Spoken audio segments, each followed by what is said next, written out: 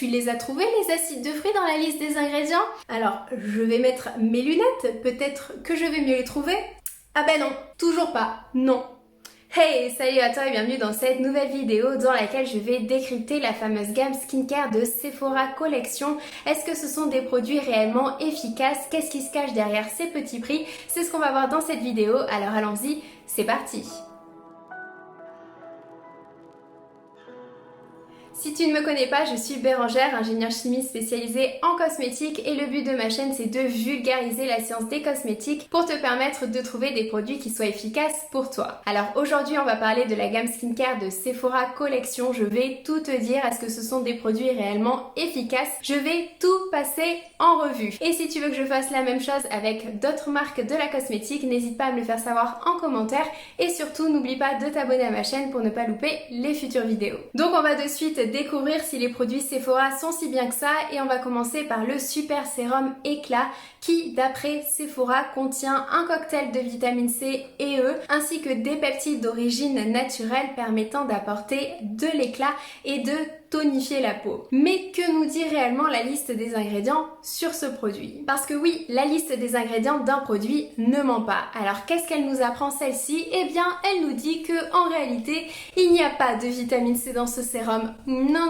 Alors en fait, on va retrouver des extraits de fruits qui contiennent potentiellement de la vitamine C. Par exemple, si on prend l'extrait de myrtille, qui est le premier extrait dans la formule, 100 g de myrtille contiennent seulement 3 mg de vitamine C. Autant te dire que vu la place des extraits dans ce sérum, je pense pas qu'il y ait beaucoup de vitamine C. Et de la même façon, si tu te demandes où sont les peptides, eh bien en fait, ils se cachent derrière l'extrait de Chlorella vulgaris extract, qui est en fait une algue qui contiendrait effectivement, qui serait une source de peptides. Le problème, c'est que vu là où l'extrait est placé dans la liste des ingrédients, je doute grandement qu'il y ait beaucoup de peptides dans ce sérum. Donc, je doute que ce sérum il soit efficace. Ce qui est en soi dommage puisque ce sérum il contient bien des agents hydratants, il y a quelques extraits de fruits qui vont apporter des éventuelles propriétés antioxydantes, on retrouve également une algue, donc c'est un sérum, si on enlève tout ce marketing mensonger, je t'aurais dit pourquoi pas, il peut tout à fait être utilisé. Mais si tu recherches un sérum éclat pour redonner de l'éclat à ta peau, je te suggère d'utiliser de la vitamine C pure, comme par exemple le sérum de Geek & Gorgeous ou alors le sérum à la vitamine C de La Roche-Posay. Donc ce sérum éclat de Sephora, je ne recommande pas. Ensuite, concernant le nouveau sérum pore qui contiendrait cette fois-ci 6% de BHA et des PHA. Alors je rappelle, le BHA c'est tout simplement l'acide salicylique, l'acide exfoliant pour les peaux à tendance acnéique et les PHA ce sont des acides exfoliants beaucoup plus doux puisqu'ils restent en surface de la peau. Alors est-ce que ce produit, cette fois-ci, il contient réellement ces actifs? Eh bien oui, on retrouve de la gluconolactone et de l'acide salicylique. Donc c'est un très bon produit, c'est validé, mais attention, il y a également de l'alcool et du parfum, donc si tu as une peau sensible, je ne te recommanderai pas ce produit. Et ils ont également sorti un nouveau sérum qui est un sérum anti-taches qui d'après le packaging contiendrait du kombucha et des enzymes. Alors la bonne nouvelle c'est qu'on retrouve effectivement le kombucha dans la liste des ingrédients. Alors le kombucha c'est tout simplement un thé fermenté et on retrouve de la papaïne qui est une enzyme issue de la papaye. La papaïne ça permet d'exfolier la peau, donc c'est un exfoliant chimique mais ça exfolie en douceur. Mais la mauvaise nouvelle c'est que ce sérum, je doute grandement de son efficacité puisque le kombucha,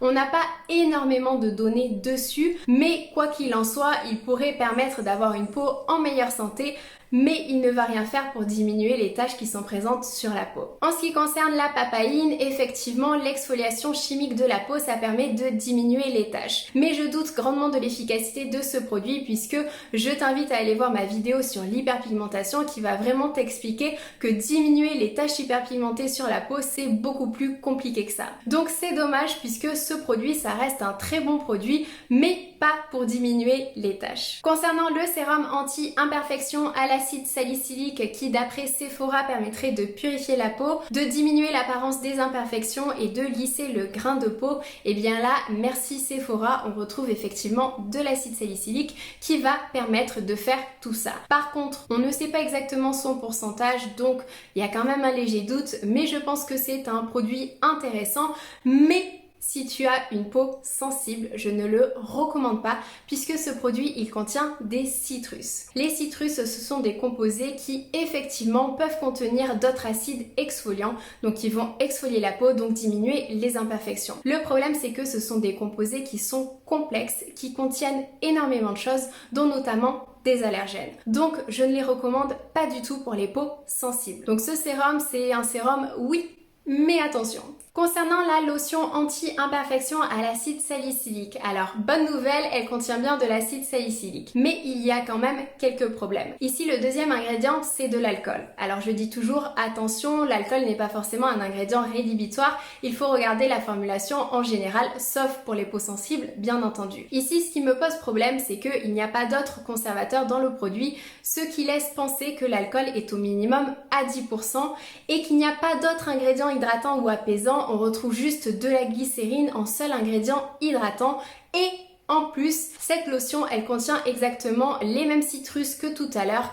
Donc ça fait beaucoup trop d'agents irritants pour moi, ce produit, je ne le recommande pas. Je te conseille beaucoup plus les lotions à l'acide salicylique de Paula's Choice qui sont certes beaucoup plus chères mais qui sont beaucoup mieux formulées et qui ne vont pas irriter ta peau. Alors ils ont également un autre tonique, alors cette fois-ci c'est un tonique équilibrant au pH neutre, anti-pollution. Alors le problème avec le terme anti-pollution c'est que c'est toujours compliqué d'évaluer si ce produit est réellement un produit anti-pollution. Alors là effectivement on retrouve de l'acide lévulinique, on a des extraits avec d'éventuelles propriétés antioxydantes, donc pourquoi pas utiliser le terme anti-pollution. En plus on retrouve de la glycérine, ça permet d'hydrater. Donc ce tonique, oui pourquoi pas, mais par contre je ne pense pas que ça va être le game changer de ta routine, que ça va être un produit que tu vas adorer et qui va tout changer pour toi. Mais bon, passons du coup au gel nettoyant et je vais la faire très courte puisque c'est un produit assez minimaliste, il n'y a pas beaucoup d'ingrédients et c'est un produit que je te recommande de tester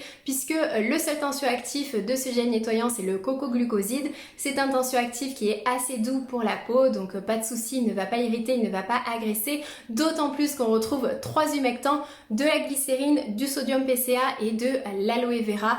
Donc c'est un produit très bien pour 10 €, franchement une super formule simple et efficace, je te recommande de tester. Concernant le gommage éclat visage, si tu es un habitué de ma chaîne, tu sais très bien ce que je vais dire, c'est non, non, non et encore non, puisque c'est un exfoliant physique avec du sable volcanique et de la poudre de noix de coco. Ce qui veut dire que les particules exfoliantes, elles n'ont pas des bords lisses, mais elles ont des bords tranchants. Tu risques donc des micro-coupures. Et qui dit micro-coupure dit irritation, dit rougeur, dit sensibilité. Donc c'est un exfoliant que je ne recommande pas, surtout si tu as une peau à tendance acnéique, c'est fortement à proscrire puisque tu vas ouvrir tes lésions acnéiques et tu vas faire circuler la bactérie P-acné sur ton visage et donc elle va pouvoir coloniser d'autres lésions. Donc c'est un cercle vicieux qui commence. Donc ce produit c'est non, c'est à éviter. Ensuite nous avons la crème contour des yeux éclat à l'acide hyaluronique. Alors honnêtement c'est un produit qui est très bien formulé. On va retrouver de l'acide hyaluronique en humectant pour hydrater.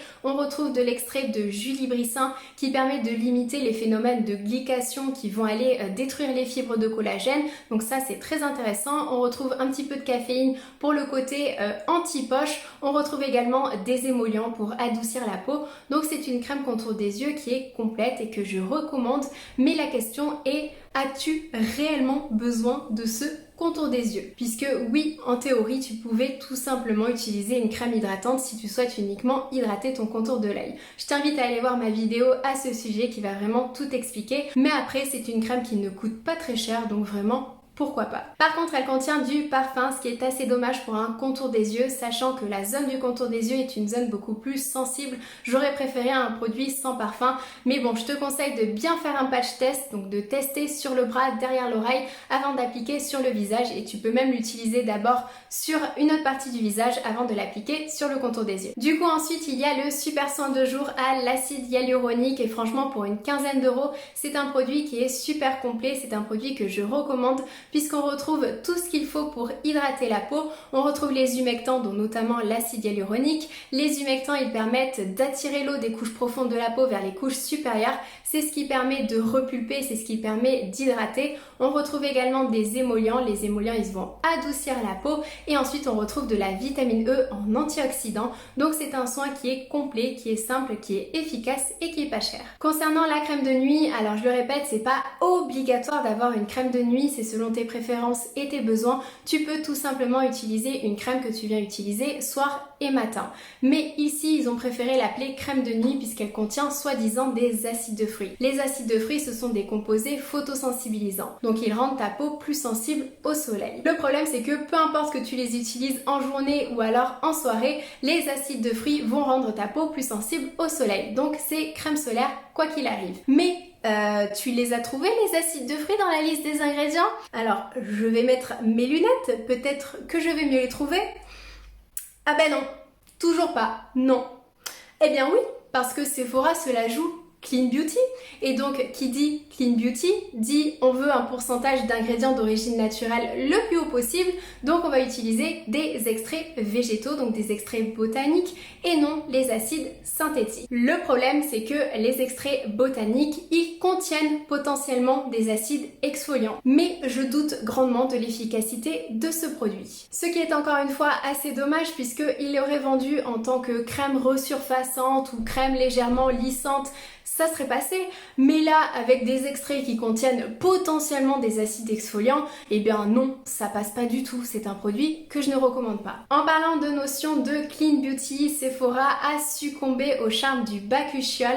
Alors le bakuchiol, c'est l'alternative naturelle au rétinol, et le rétinol, c'est l'ingrédient anti-âge standard, mais le rétinol est lui synthétique. Bref, je te renvoie à ma vidéo bakuchiol versus rétinol qui va vraiment tout expliquer, mais pour résumer, si tu ne supportes pas le rétinol, le bakuchiol est une super alternative, donc je te recommande ce sérum. Mais permets-moi de rigoler quand je vois sur le site de Sephora Good for a Better Planet, sachant que le bakuchiol actuellement niveau développement durable, il y a beaucoup d'études qui montrent que c'est une plante en danger d'extinction, donc permets-moi de rire, je pense que le rétinol aurait été beaucoup mieux pour l'environnement. Pour finir, côté skincare, ils ont deux masques. Alors le premier, c'est un masque boue purifiant, alors c'est tout simplement un masque à l'argile. On retrouve du kaolin, de la bentonite, on retrouve également du zinc et du cuivre. Donc ça, pour le côté antibactérien, pour le côté cicatrisant, c'est vraiment intéressant.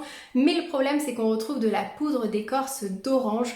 Alors je pense pas que ce soit aussi agressif pour la peau que du sable, mais bon, je ferai quand même attention avec ce masque. Et du coup, le deuxième masque, c'est un masque peel-off à l'acide glycolique. Et devine quoi, encore une fois, il n'y a pas d'acide glycolique. Eh bien non, on est sur des extraits botaniques qui contiennent potentiellement de l'acide glycolique. Mais franchement, là où ils sont placés dans la liste des ingrédients, il ne doit pas y avoir beaucoup d'acide glycolique dans ce produit. Et c'est surtout que les masques peel-off, franchement, je ne recommande pas du tout, ça n'a aucun bénéfice pour la peau. Et on n'oublie pas qu'avec les extraits botaniques, il y a aussi un risque d'allergie. Du coup, je suis allée voir les notes de ce produit par curiosité et je pense qu'on est tous d'accord pour dire que ce produit, c'est next. Juste pour finir la vidéo, ils ont également sorti des gummies, donc des compléments alimentaires, et je me répète encore une fois, tu n'as pas besoin de compléments alimentaires pour avoir une belle peau, pour avoir des beaux ongles ou pour avoir des beaux cheveux, puisque toutes les études scientifiques sont claires et nettes là-dessus. Si tu n'as pas de déficience, les compléments alimentaires ne fonctionneront tout simplement pas. Le seul point positif avec ceux de Sephora, c'est qu'ils sont pas du tout chers par rapport aux autres concurrents. Donc si vraiment tu veux tester, pourquoi pas. Il y a aussi le détox qui contient du zinc. Donc pour les peaux sujettes à imperfection, là le zinc ça peut vraiment être intéressant. Mais je te suggère d'aller tout simplement chez ton dermato et de lui demander une vraie cure de zinc. Voilà, ma vidéo est finie. J'espère qu'elle t'a plu. Si c'est le cas, n'hésite pas à mettre un j'aime pour me le faire savoir. Et puis comme d'habitude, si tu veux que je fasse la même chose avec d'autres marques skincare, fais-le moi savoir en commentaire. Je te fais de gros bisous, je te dis à bientôt, ciao!